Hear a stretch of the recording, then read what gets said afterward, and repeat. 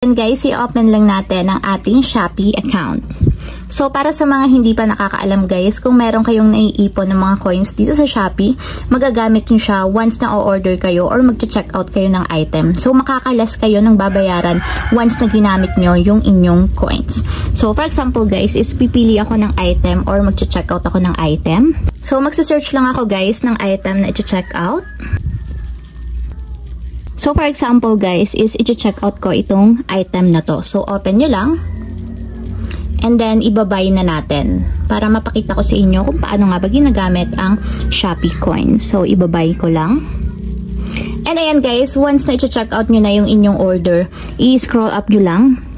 So, kung makikita nyo guys, dito may nakalagay dyan na redeem Shopee coins. So, meron lang kasi ako guys na 1 peso coins, kaya ang nakalagay lang dito is redeem 1 Shopee coins.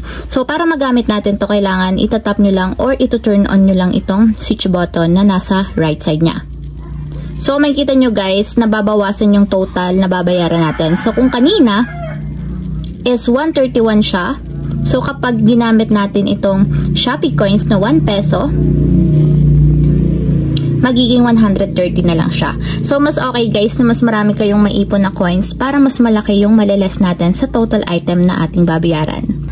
So, para ma-check out or ma-place order natin yung item, tap na natin yung place order and 130 pesos lang yung babayaran natin kasi nga nakalas tayo ng 1 peso sa ating Shopee coins. So, ayun lang guys, ganun lang kasimple kung paano